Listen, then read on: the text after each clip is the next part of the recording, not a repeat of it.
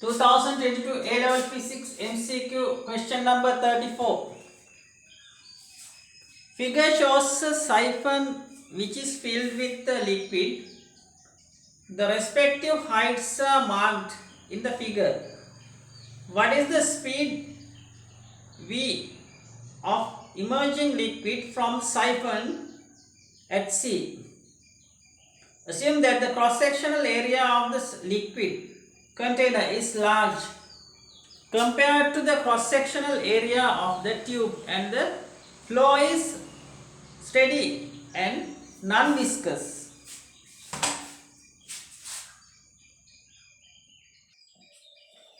This is the figure, the siphon, and I consider streamline of this tube.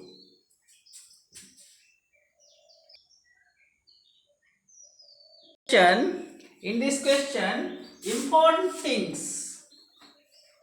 First thing is non-viscous.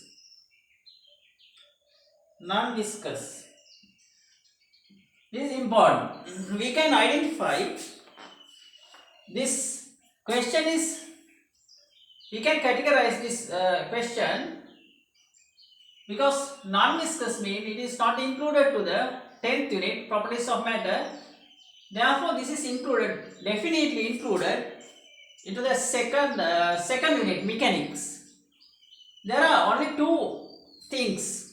There are and in mechanics, this question is included into Bernoulli's theorem, fluid dynamics.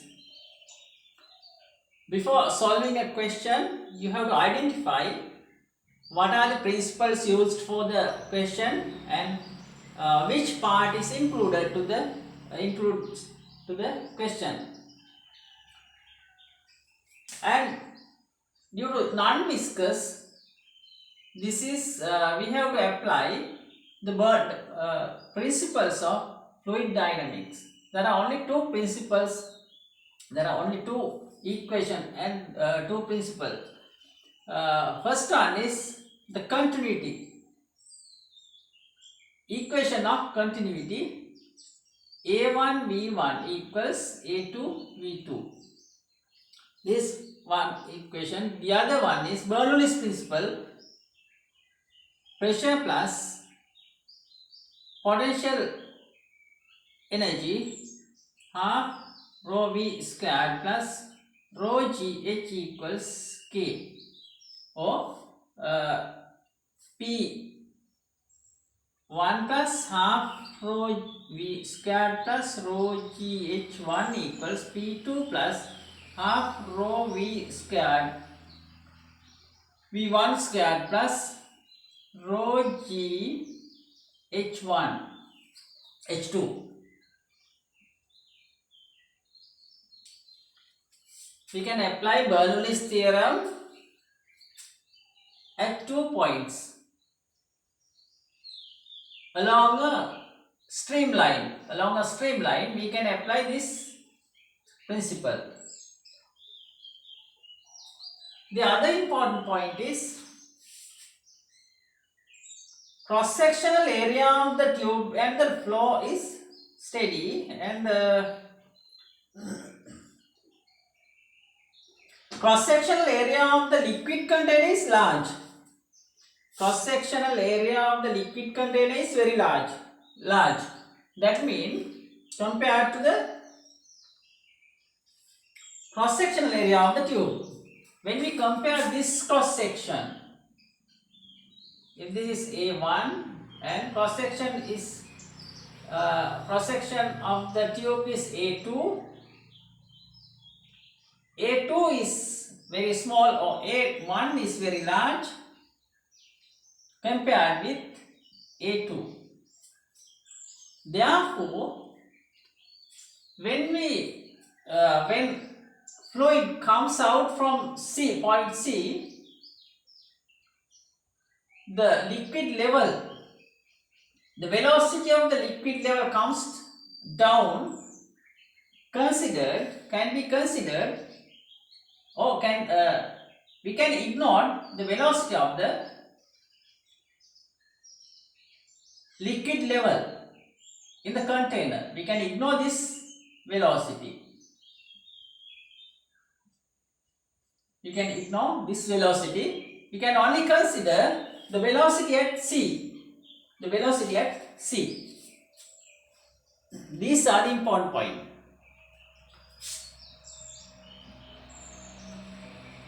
First one is non-viscous, and second one we can categorize the question into the, we can put this question into the second unit, and also the area of the container is large with compared with the tube.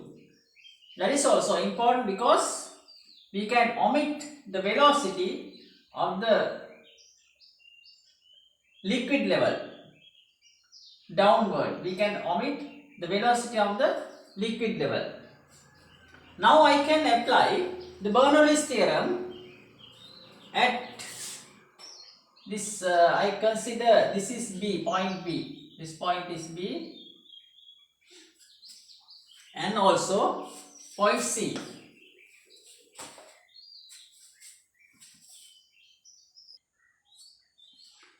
Again I mentioned this one, A1 V1 equals A2 V2. If A1 is very large, V2 V1 is equal A2 V2 or A1. Mathematically also we can decide V1 is very small.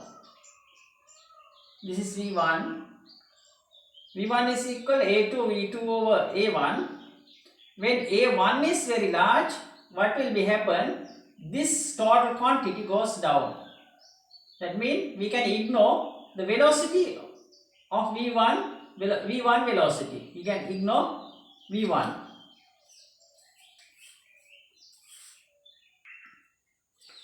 Therefore, V1 approximately equal 0. V1 approximately equal 0.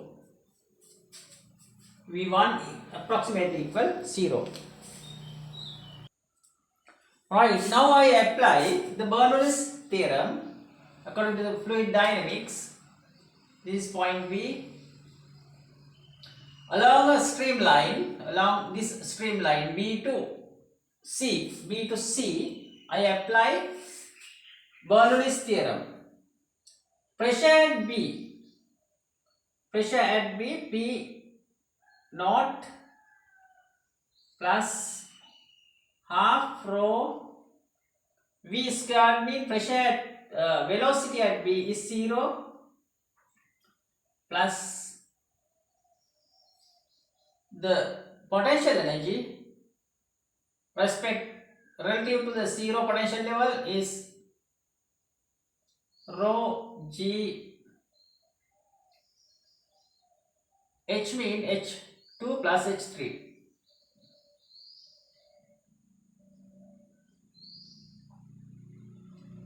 plus equal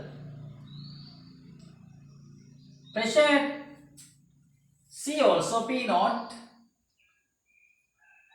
The velocity is kinetic energy of a unit volume half rho V squared plus the potential energy at this level is 0.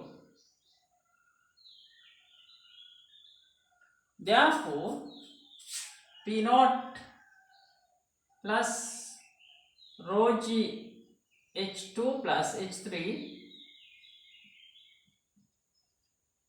P naught plus half rho V squared. P naught is cancelled. Rho G H2 plus H3 half rho V squared. V squared is equal to rho also cancel. G H2 plus H3 V equals 2G H2 plus H3